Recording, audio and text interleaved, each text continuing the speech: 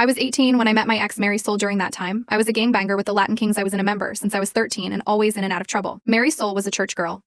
My grandmother dragged me to Sunday Mass, and when I saw her, to me, it was love at first sight. I asked my cousin, who was a friend of hers, if he could introduce us, but he refused. He didn't want me to mess with her. He didn't want me to ruin her. Have you ever met someone that you wanted to make yourself better to be with? I wanted to be that man who would walk the right path. That was her. When I found out that she was going to church almost every day, I hung out by the steps talking to her. I always walked her to and from church. She made me feel like I wasn't worthless. One thing led to another, and we were dating, and I felt great. For a year and a half, I pushed myself away from the gang life, got my GED, became a regular churchgoer, and was thinking about the future when I got unintentionally pulled back in. I was at a store and ran into someone that I used to have problems with.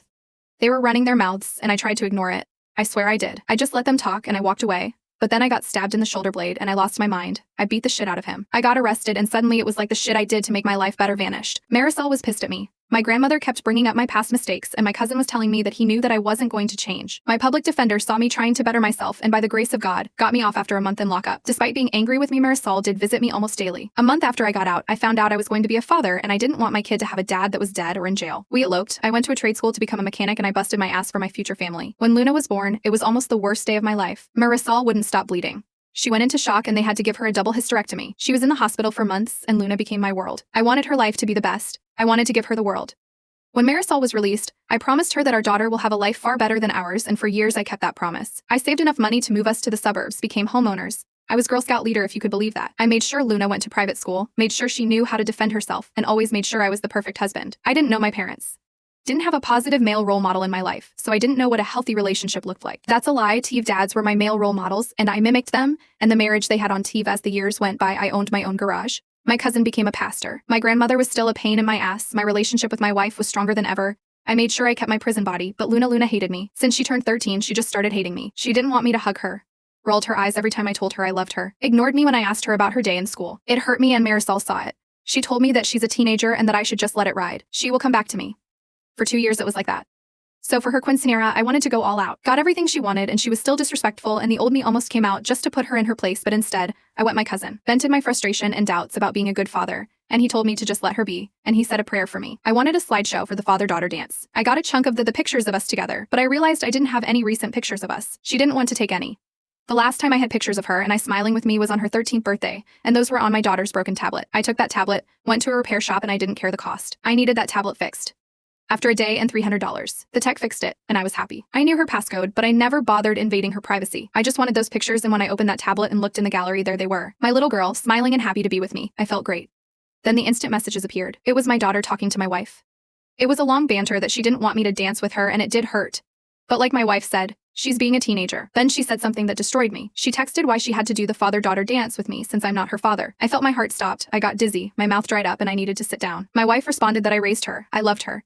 And that makes me her father. But Luna responded by saying that my cousin is her father, and she can't wait for her to turn 18 so she could tell me the truth and she could live with her real dad, that she hated me, that she thanked God that I'm not her father. Marisol began cussing her out, saying that it was a mistake for my cousin to tell her the truth 2 years ago, and the more they talked, the angrier I was getting. My wife lied to me for 15 years. My cousin, whom I confide my issues about Luna and my fears about being a bad father, not only fucked my wife, but had me raise his child. I wanted to hurt them. I felt a mixture of anger, sorrow, grief. I wanted to scream, cry, and die at the same time, if that makes any sense. I went to a dark place, and so I wouldn't do anything stupid. I told Marisol that I needed to focus on work so I could pay the quince, and instead I drove to Manhattan and saw my public defender, who wasn't a low-level attorney anymore. He had a nice, expensive firm near Midtown East. I was surprised that he remembered me, but apparently I was his first case as a public defender. We sat down and I told him everything. Gave him the tablet, and when he turned it on, the messages just kept coming. Only this time, Luna was talking to my cousin, her real father, and he was telling her to give me a chance. How I was always there for her. But Luna told him that so was he. How it makes sense that they have so much in common, and even called him Poppy multiple times in their conversation, and he responded and told her that she was his little girl. We went through our options, and he asked me what do I want to do. And I told him that I wanted to go full scorched earth. I wanted to poison the well, and he asked me several times if that is what I wanted, and nodded. I also told him that everything had to be filed before the quince in 2 weeks. So we sat down and spent the next 12 hours on what was needed to be done, and I followed his instructions to the letter. I secretly placed my business for sale, called the private school, and told them that I will not be paying for next year, closed the college accounts and the savings that I had for Luna, and prepared to place my house for sale online. No one was the wiser. I followed his instructions perfectly. There was only one thing I deviated from: the day of the quince. That day went off without a hitch. The whole family was there. Luna was smiling, having fun. Marisol kept asking me if I was okay, and I lied to her. It was hard lying to her. From the moment I met her, I never lied to her, and during those 2 weeks, every time, I kissed her, held her, made love to her. It was hard not to scream at her. It was hard not to hate her. She knowingly let me raise another man's child. She slept with my cousin, a man who saw as my brother, the godfather of my child, the best man when I eloped, my confidant. So the rage was hard to suppress, to say the least. When it was time for the father-daughter dance, I called her to the center of the stage. She looked annoyed, but walked over. I had the music playing and she smiled, and it tore me apart, seeing her smiling at me. For years I wanted to see that smile again, and now I didn't want it. As we danced, I had the slideshow playing. Pictures of the two of us, and towards the end of the song, screenshots of her text messages with her mother and real father. Needless to say, this didn't bode too well. Mary Soul looked like she saw a ghost. Luna just kept staring at the large screen, and my cousin just stared at me with fear. Mary Soul ran to me and told me that she could explain, and I told her that I filed for a divorce, that she could explain it in court. She grabbed my arm, begging me, and I pulled back. I told Luna that I busted my ass to give the world, and now she doesn't deserve it. I began to walk out, but not before telling my cousin that every time I see him, I'm going to knock him out. Then I knocked him out. The aftermath was harsh. Mary Soul and Luna was at my grandmother's apartment. Her family was shocked and disgusted with her. They wanted nothing to do with her. Her father actually apologized to me. I don't know why. He never liked me despite turning my life around. That man hated me, but now I was the perfect husband and father. But just a few days prior, I was the former piece of shit. My grandmother had the audacity to tell me about the story Abraham and how one came back from battle 3 years later. His wife had a 1-year-old child and he raised him as his own, and how I should be like Abraham, so I told her to get the fuck out of my house. Mary Soul came a few days later, crying as soon as she saw me, telling me that it was an accident. That when I was arrested, she was so angry at me and my cousin was there to console her, and one thing led to another and they had sex. It happened only one time and she was faithful to me ever since. She was willing to take a lie detector test to prove it. So I asked her how long she knew Luna wasn't mine, and she started crying more. That look she gave me just told me that she knew from day one and asked her to leave. She wanted to go to counseling, telling me that I'm overreacting and we could make it work. It was in the past and I needed to get over it. That I am Luna's father, despite what happened, and I allowed my temper to get the best of me. I must have repeated get over it over a dozen times at full volume while grabbing her shit and it out the door. I called her a lying whore. I told her that I didn't want to see her fucking face ever again. And I told her that this life that I built no longer belongs to her before shoving her out the door. A couple of weeks went by and she kept blowing up my phone. Not once Luna tried to reach out to me. Mary Soul was shocked to learn that I sold my business. Even more so when she learned that I had an open house. She came in screaming, telling the viewers to get out of her house and pleading with me to seek help, that I was ruining our marriage, that I had no right to sell our home, the home where we raised our child in, and I told her that this house is full of lies. It's a house where I raised another man's child, and when I sell it, I will give her half and order her to get out before I call the cops. It was a bluff. All she had to do was play the victim and I would have been arrested. But she didn't. She complied. Shortly after this, my cousin came to talk to me and I knocked him out, dragged him outside and closed the door. I refused mediation. Mary Soul wanted to reconcile, but I didn't. I wanted a divorce and my attorney filed for a fast-track divorce, and in 3 months we were in the Nassau County Courthouse. I barely spoke to anyone during that time. I read horror stories about the court system, especially during divorce proceedings, but I didn't have that. I had a female judge who was very fair. My attorney took care of everything. First, Mary Soul's lawyer tried to talk about my past when I was in a gang, as if my past barred a reason for me to be a terrible husband and father. But my attorney quickly smacked that down and the judge reprimanded her attorney for trying to shame someone who turned their life around. My attorney presented all the evidence and offered a lump sum alimony payment with the pending sales of the house and business. At first, Mary Soul kept asking me to reconsider, but I ignored her, and when she finally realized that I'm not budging, she agreed. Yet the real surprise happened when it came to child support. My attorney presented all of the text messages from Luna's conversation with Mary Soul, showing that not only Luna knew I am not her father, but she cannot wait to be with her real father, saying that she no longer has to live a lie. Mary Soul was completely caught by surprise from this.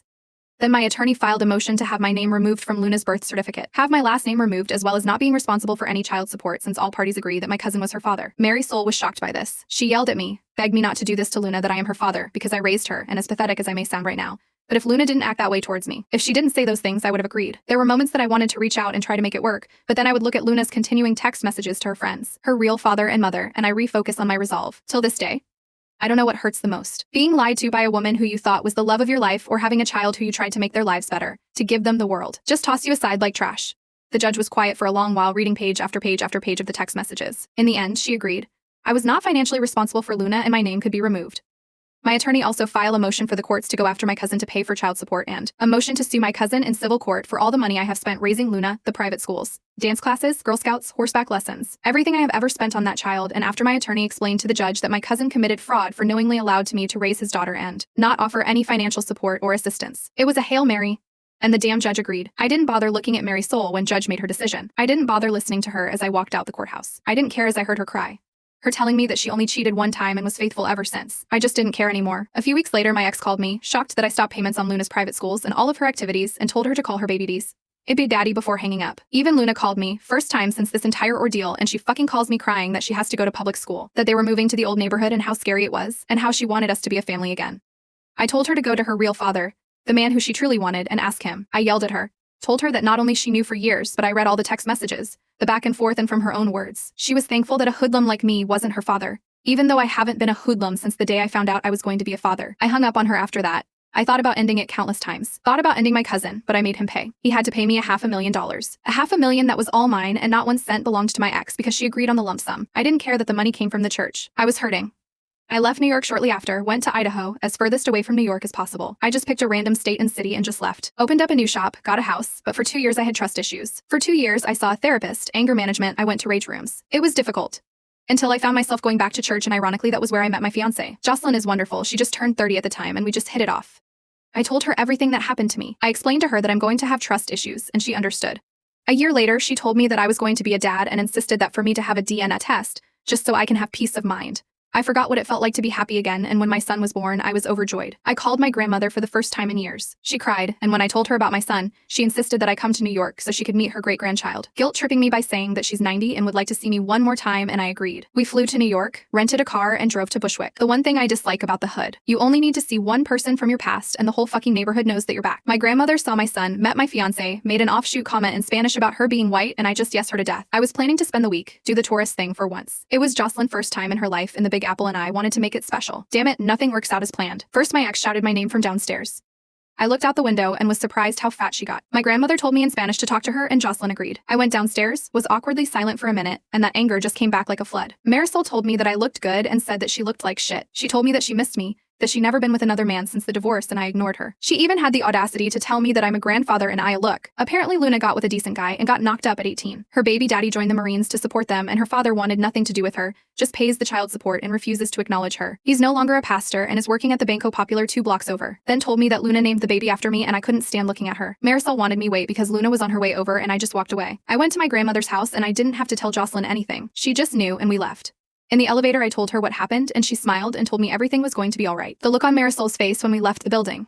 She was looking at my fiancé like she was the other woman, and Jocelyn, without missing a beat, introduced my son to her. While she said, "I would like you to meet his biological child." That was a knife twist.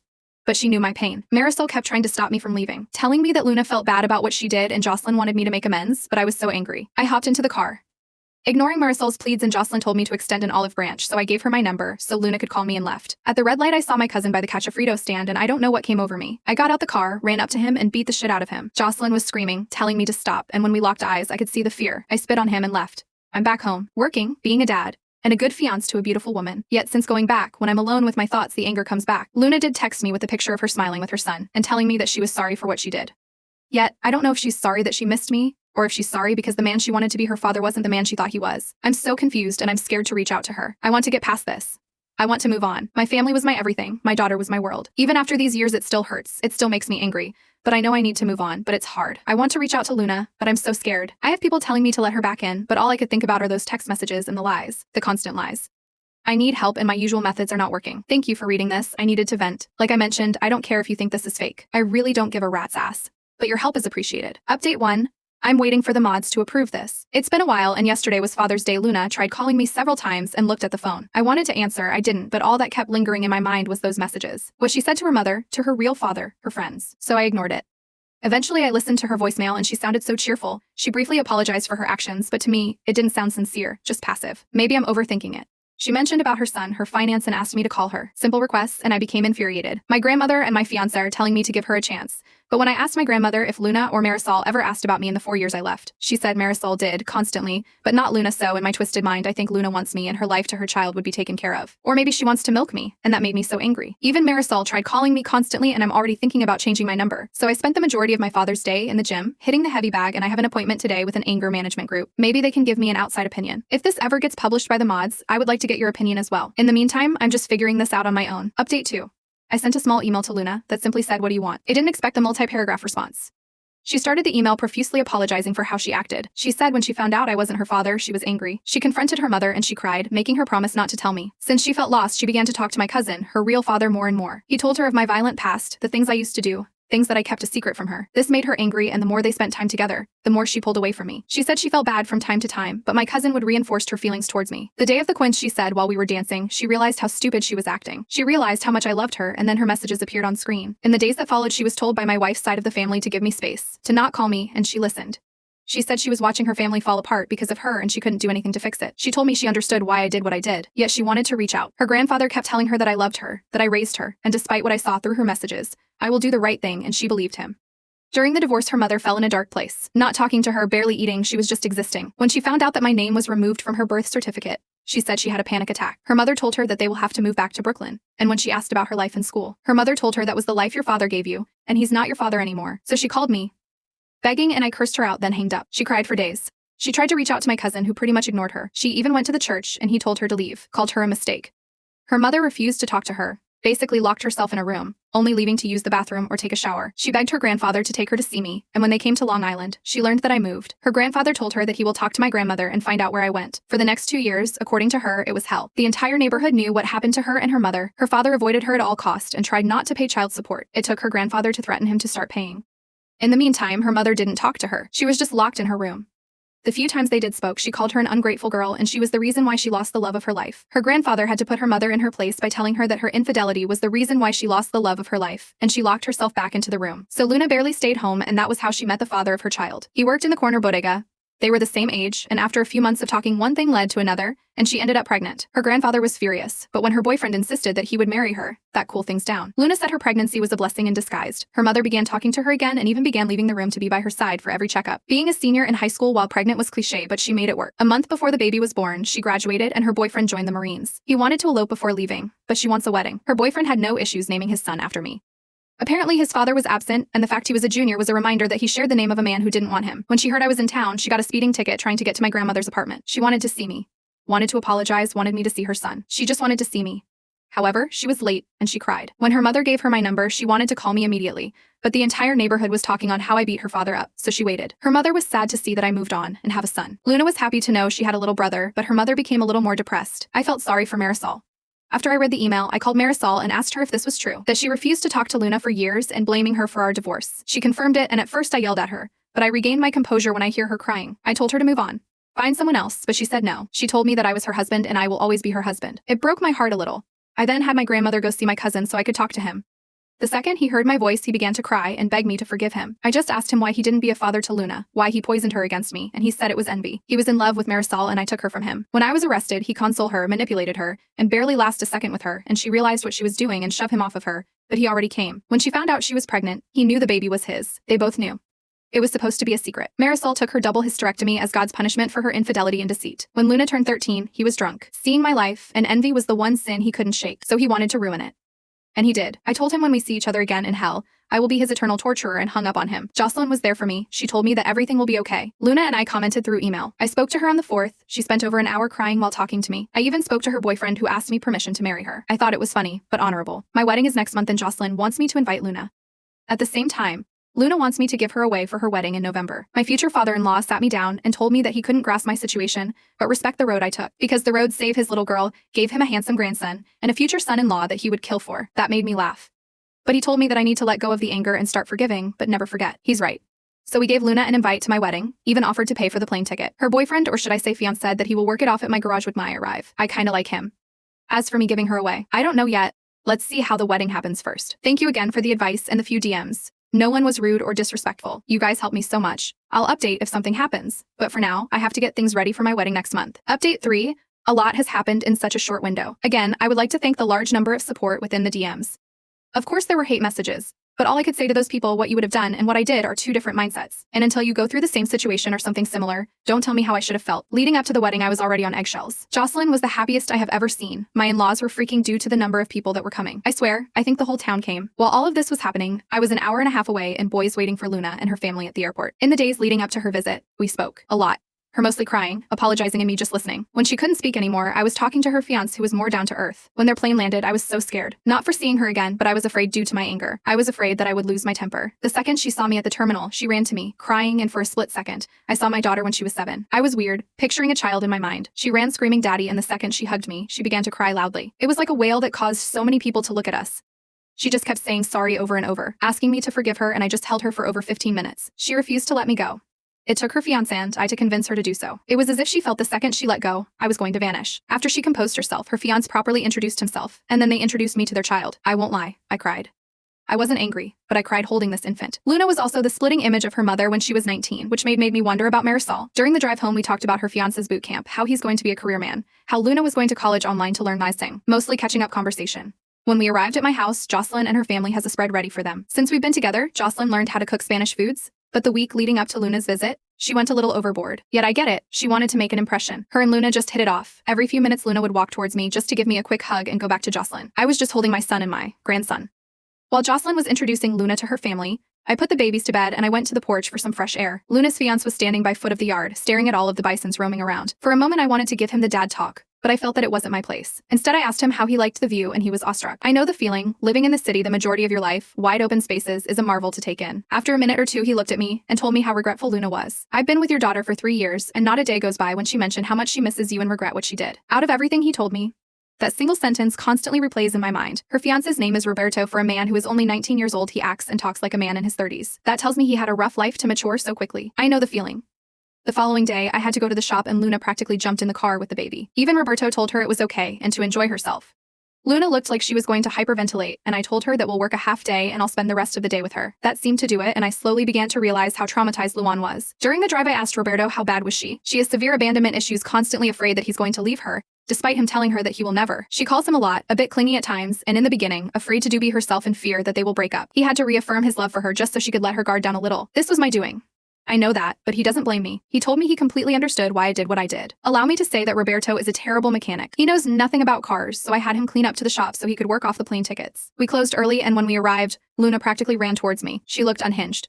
I told her that I'll be back and she went to her fiancé. When I walked into my house, Jocelyn told me that Luna needs to be reminded that everything is going to be fine, that I won't leave her again.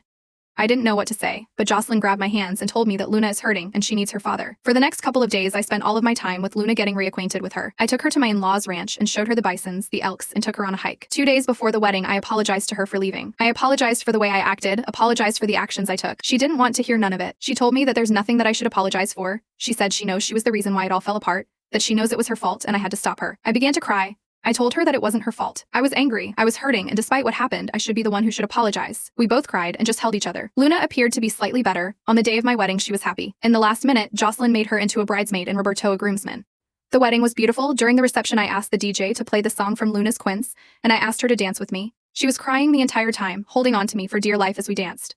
I haven't felt this happy in a long time. I let Luna and her fiancé stay in my house, taking care of her little brother while I went to Hawaii for my honeymoon. When we got home, she was happy. She hugged us, it felt great. Roberto told me that he's going to Camp Dwyer in Afghanistan and would like to know if Luna could stay near us. He would pay for an apartment near us until he could buy a house. Of course I said yes. They went back to the city the day before yesterday. Like I said, it's been eventful. Luna's wedding is in November and Roberto is leaving in December. Roberto sent me what constitutes as a year's rent for a townhouse community 3 miles away from my house. However, Jocelyn suggests we should put a double wide on our property for Luna and let her save her money to buy a house when Roberto comes back. Marisol has been blowing up my phone, and based on the messages she left, she's not happy that Luna is moving. Right now, my focus is my family and to mend my relationship with my daughter. Update 4. I waited for Luna to come back from her honeymoon so I can show her this post. Our therapist wanted us to have full transparency when it comes to this situation. I wanted to make sure for me to share any more information since this is also about her. She read the post, but I refused to let her see any of the hateful comments considering how much she was crying from the post. Yet she had no issues with me posting an update. Then a tragedy happened with the passing of my grandmother and I had to place it on hold. So let's begin with where I left off. Jocelyn and I managed to get a double wide on our property and had everything ready for Luna and Roberto. Many people wondered why Jocelyn kept pushing to make peace in the beginning. Jocelyn didn't want my lingering anger to affect our family and wanted me to make peace with myself for our family's sake. I am grateful for that. As I mentioned before, Marisol was constantly calling me, and the day Luna left New York I spoke to her. She was crying and angry with me, telling me that I took her child and grandchild from her. I tried to explain to her that I want to rebuild my relationship with Luna, and almost immediately she began asking me about rebuilding my relationship with her. I had to tell her that I couldn't, which caused her to cry, and she hung up on me. Luna and Roberto loved the trailer, and the first thing Roberto did was starting the process to repay me. I told him that it wasn't needed, but he insisted, and I appreciated it. A few days later, Luna and I had our first therapy session, and I learned of all of the anxiety medication she was taking in. I learned that she suffered from chronic panic attacks. One thing I can share about our sessions is that Luna is very remorseful, and she suffered from years of verbal abuse from Marisol. There was things that shocked me. Some things that I found to be unbelievable, but was confirmed when I spoke to my former father-in-law. Marisol verbally and emotionally abused her. My cousin mentally destroyed her, and despite what my feelings were in the actions I took, I know I hurt her too. 2 weeks after they arrived, Roberto received news that he was being deployed sooner, so they had to move their wedding up. At first, Luna wanted to wait for him to come home, but Roberto insisted. He wanted them to be married before he left. Jocelyn and I offered to help pay for the wedding, but Luna told me she only wanted me to walk her down the aisle and give her away.